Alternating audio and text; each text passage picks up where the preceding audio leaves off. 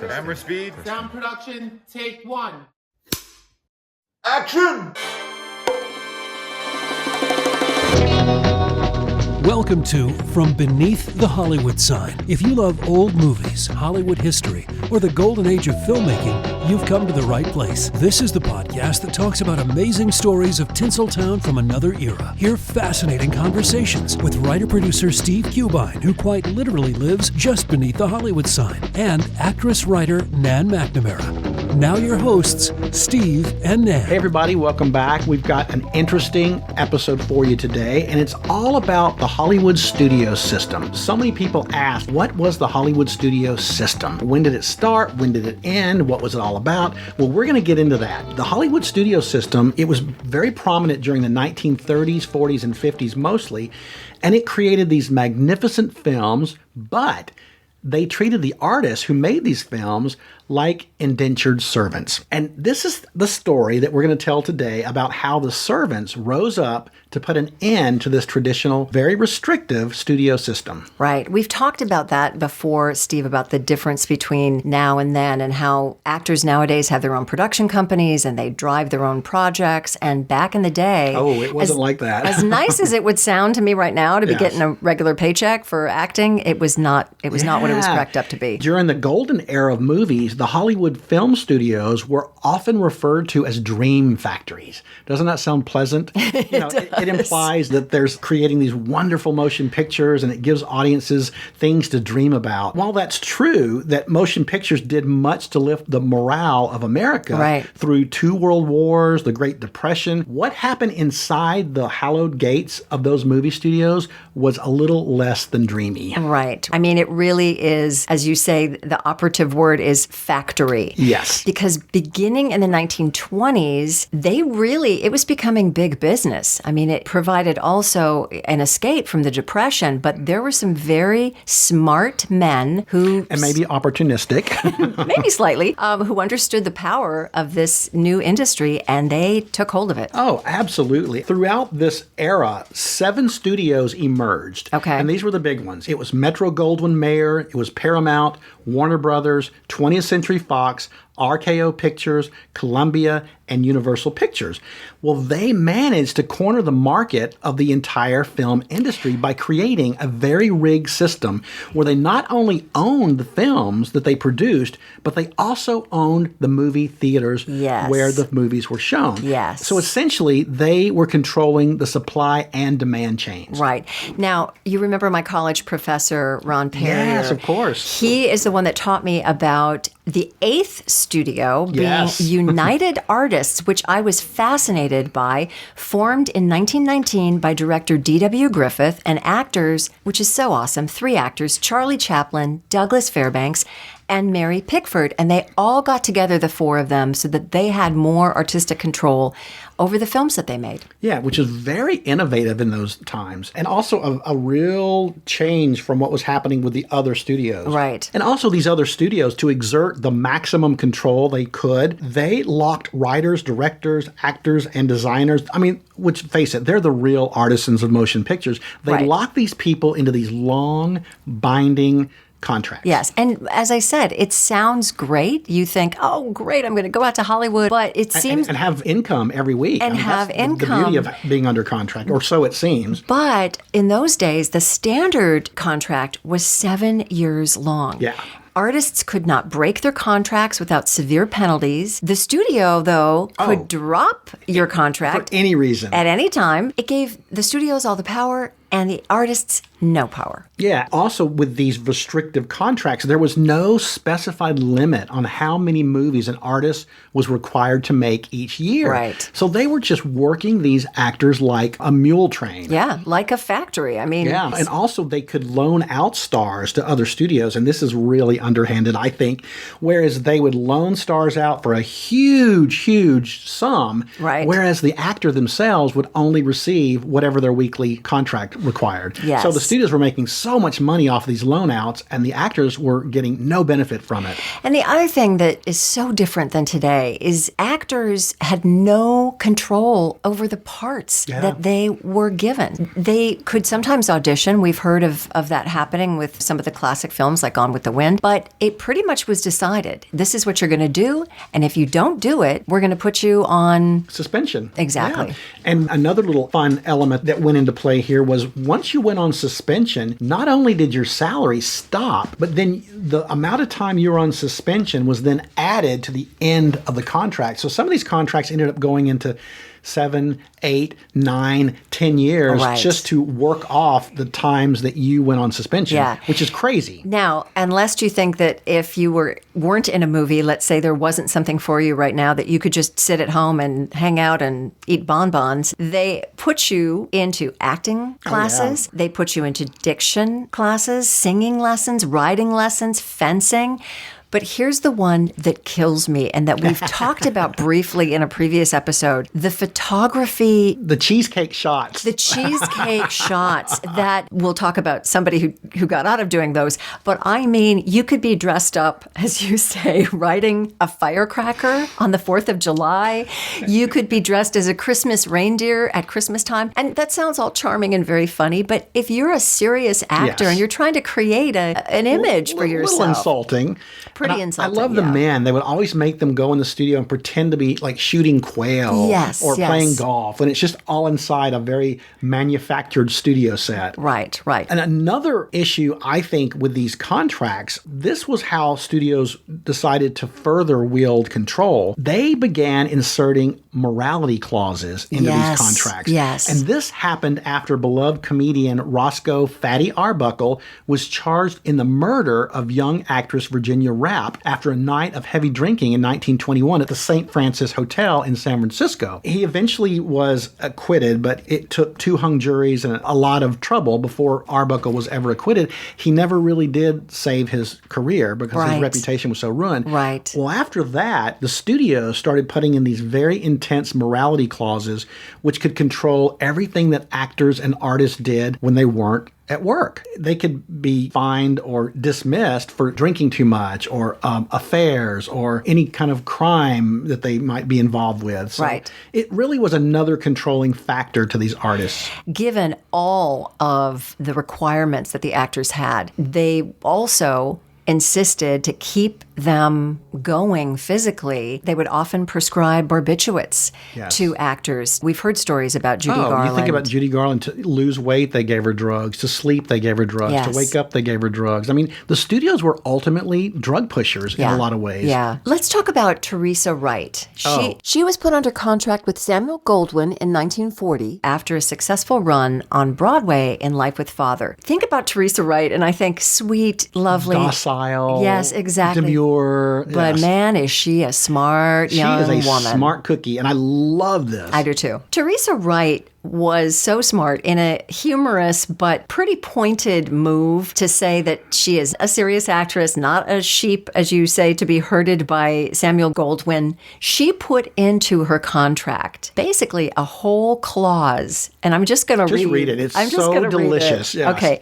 The aforementioned Teresa Wright shall not be required to pose for photographs in a bathing suit unless she is in the water. Neither may she be photographed running on the beach with her hair flying in the wind, nor may she pose in any of the following situations: in shorts, playing with a Cocker Spaniel, digging in a garden, whipping up a meal, attired in firecrackers and holding skyrockets for the 4th of July, looking insinuatingly at a turkey for Thanksgiving, wearing a bunny cap with long ears for Easter, twinkling on prop snow in a skiing outfit while a fan blows her scarf, assuming an athletic stance while pretending to hit something with a bow and arrow.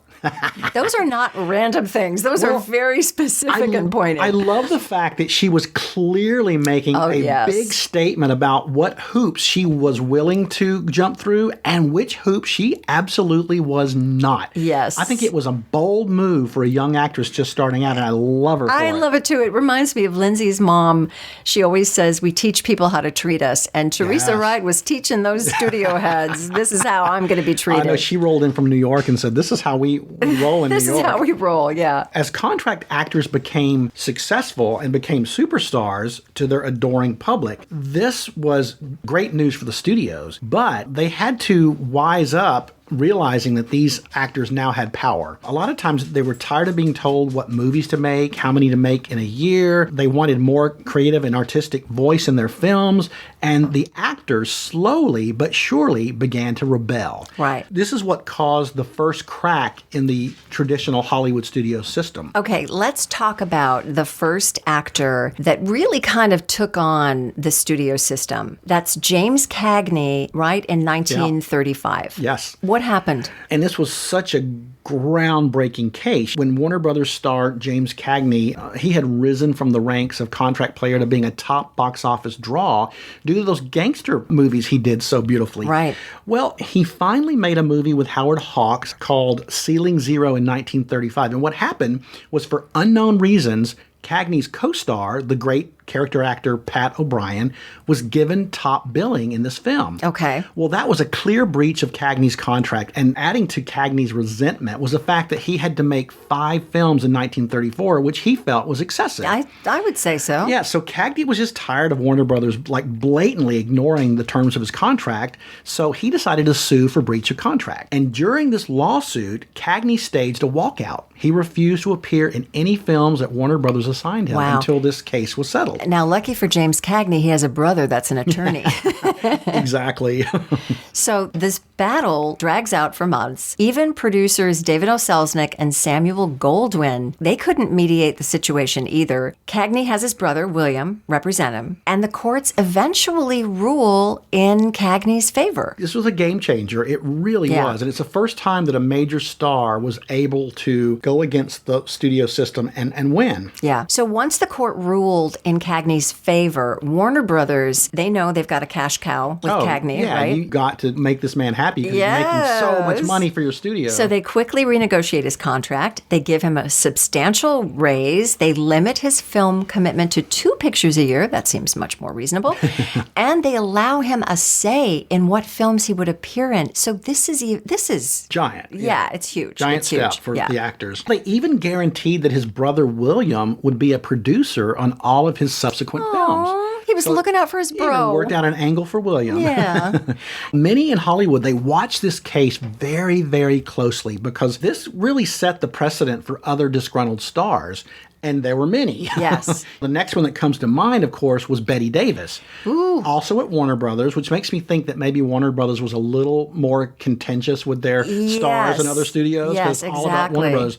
But while Bette Davis was under contract to Warner Brothers, she was extremely unhappy with how the studio was handling her career and these lackluster films that she was being forced to star in. She had to actually beg studio head Jack Warner to allow her to be loaned out to RKO Pictures to take on the meaty role of the cruel waitress Mildred in Of Human Bondage, which was, of course, based on the Somerset Maugham novel. She finally got the attention she deserved. Right, because she was in a film that she felt was right for her. That was a good fit for her. Yeah. She failed to win the Oscar for this performance, but in a consolation Oscar the next year, she did win the Oscar for an inferior film called Dangerous in 1935.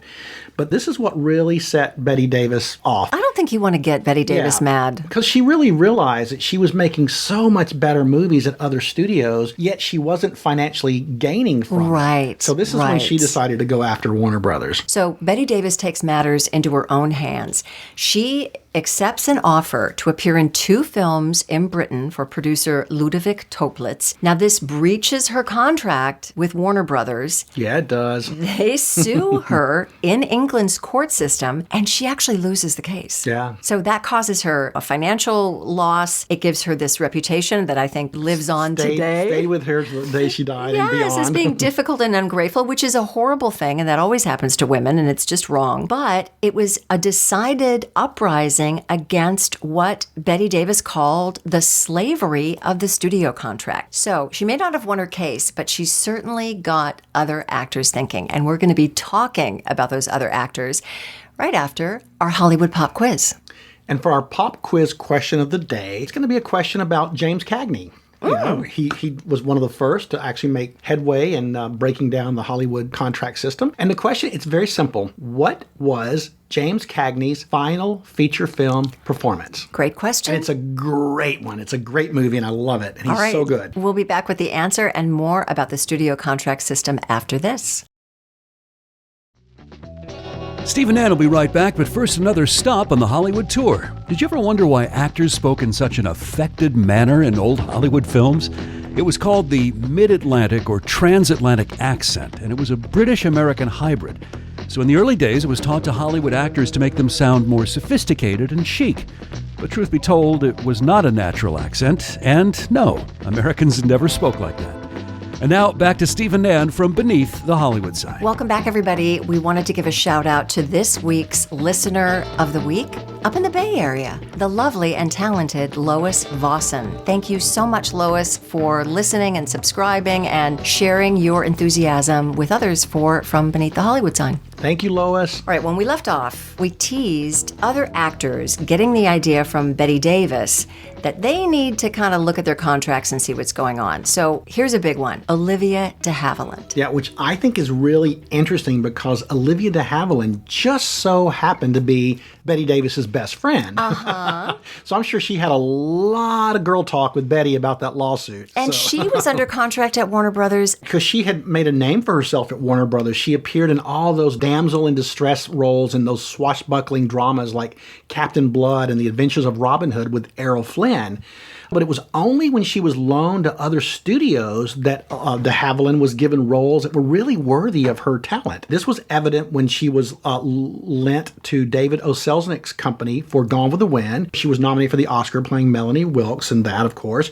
And she also was loaned over to Paramount for Hold Back the Dawn in 1941. And this is where she actually won her first Oscar, playing the hapless teacher who's targeted by Charles Boyer's Gigolo. So she only got good roles when she's loaned out. Right. Which was similar to Bette Davis. So and Olivia wasn't having it. Exactly. So she's happy that her 7-year contract is up in 1942. And she's like, moving on. I'm done. Done. Yeah. Well, they inform her, sorry, there's 6 months more that is added to your contract to compensate for the time that you went on suspension for refusing roles. And she fought back. She did. She sued the studio, and she argued that that contract was for 7 years, suspension or not, and that Warner Brothers was actually violating labor laws, which she was smart to pull in labor laws into this. And she won. Yeah, it was a gutsy move for her. You know, and she won, and it really changed the nature of the studio contract system forever. And one of the benefits that came from the de Havilland judgment was that studios could no longer arbitrarily add time to the contract for suspensions, and that a 7-year contract meant 7 calendar years, period. Her victory changed the face of the movie business, and it encouraged others to leave the studio system and to start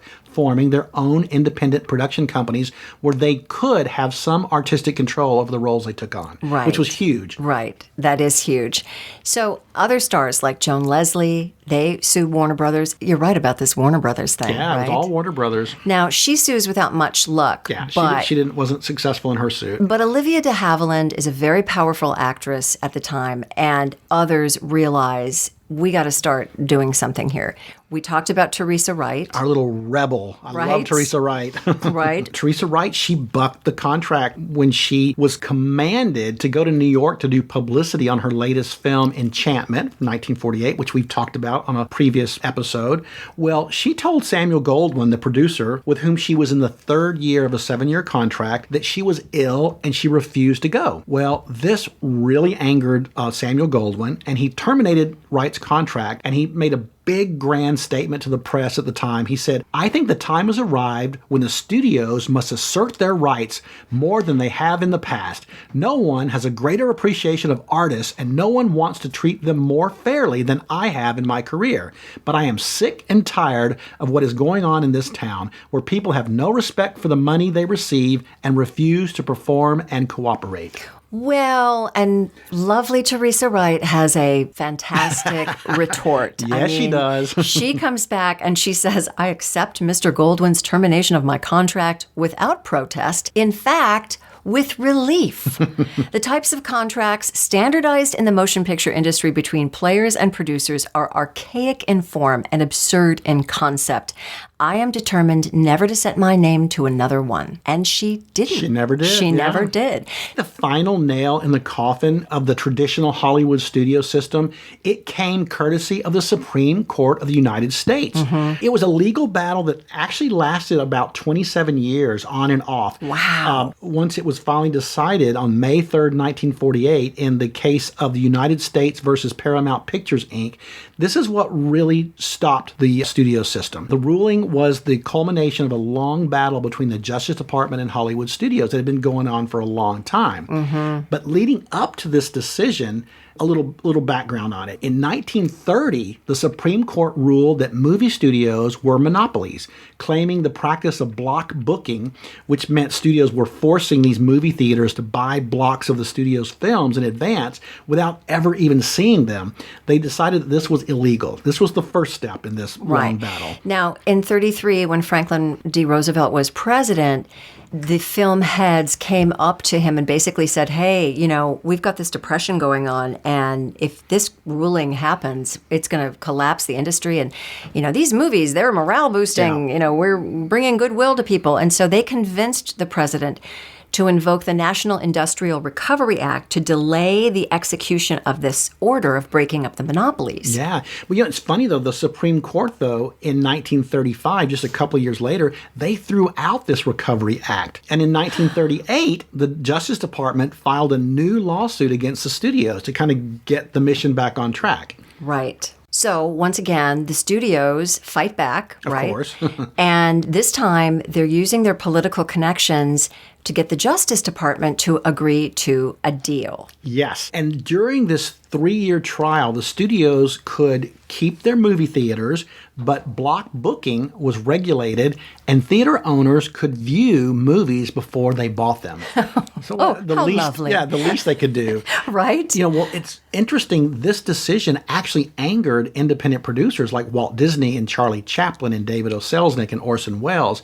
They organized their own group to fight this decision. Okay. And their advocacy resulted in the Justice Department renewing its case against the studios in 1946. And this is pretty key. A federal district court in New York eliminated the studio's ability to sell blocks of film at a time, but it let the studios keep their movie theaters. Okay. Both sides appealed the case to the Supreme Court. And it was in this 1948 ruling that the court effectively dismantled the one-sided contract system of the old Hollywood studio system. But what's interesting is the studios do continue to place actors under contract. Oh, yeah. For a while. Yeah, but right? But the contracts were different. They definitely were more flexible, and they were more fair towards the artist, which was new. Okay, so was Warner Brothers one of the first to stop its contract system? So. I think it was. Because they lost a court battle in 1963. Just been beaten up in the court system, so they were right. We're gonna end it. So because Warner Brothers is huge, this triggered other studios to follow suit, right? Yeah, everybody kind of almost a domino effect. Everyone stopped their contract system, but over a course of time, right? And it wasn't until 1982 actually that the final holdout, Universal Pictures, they finally got rid of their contract system. An interesting thing about Universal, they had a very famous contract system that was headed by the wonderful Monique James. Mm-hmm. She was an icon. I mean, she had such an eye for talent. There's so many people that came through the Universal contract system that became huge stars. So she was the last one to actually have a contract player, and that contract player was actually the Kagney and Lacey actress Sharon Gless. Yes. So she was officially the last contract player in Hollywood. Wow. That's quite a title. Yes. And of course, she went on to do much more television. Yeah. And I just read her autobiography. So if you guys are looking for a great, really well-written autobiography, check out Sharon Gless's book. And it has the greatest title. It's called Apparently There Were Complaints. I love that title. So what are the repercussions of the case, United States versus Paramount? When that finally comes through, that actually ends up helping the television industry, right? It fueled the TV medium. I mean, everybody started going to television where they could form their own production companies. They could create their own content. They could have artistic control. It really gave a big boon to TV, which was interesting. And all the studios began releasing all of the actors from their long-term contracts. And yeah, they are now free agents to do what they want to do. And another interesting thing that happened after the contract system ended was that many studios sold off their film libraries to television stations to offset the losses from the case, which of course this is what gives us today TCM and all these great movie channels. So in a weird way, we have a lot to thank this Supreme Court trial about, or case about. We wouldn't have been able to see all those movies at 3:00 in the afternoon on a Saturday on our television. Exactly. Well, this has been really fascinating. I love hearing the details of how this all came about. I think it's time for the answer to our Hollywood Pop quiz. Yes, and the question was, what was James Cagney's final feature film performance? Can I make a guess? Make a guess. Ragtime? Yes, it was Ragtime, 1981. And if you've never seen that performance, so beautiful. It's so incredible. It's such a good performance. Yes, it really is. What a way to go out. Yeah, absolutely. We would love it if you would follow us on social media and give us a 5-star review. Our social media handle is @FromBeneathTheHollywoodSign, and you can find us on Facebook, Instagram, and you can watch the podcast on YouTube. And if you have comments or questions or just want to drop us a line, we love hearing from you. Please email us at info@FromBeneathTheHollywoodSign.com. That's this week's view. From Beneath the Hollywood Sign. You've been listening to From Beneath the Hollywood Sign with Steve Cubine and Nan McNamara, the podcast that celebrates amazing stories of Tinseltown from its golden era. Join us next week for another episode and learn something else about Hollywood you probably never knew. Take a moment and give us a 5-star rating and a positive review. And tell your friends about us too. It'll help grow the podcast. Visit Steve's website at FromBeneathTheHollywoodSign.com. The executive producers are Steve Cubine and Nan McNamara. Executive producer and post-production supervisor Lindsay Schnebley. This podcast is part of the Airwave Media Podcast Network. Visit airwavemedia.com to listen and subscribe to their other fine shows like The Box of Oddities and The Shallow End with Schnebley and Toth. Copyright 2024, all rights reserved. That's a wrap.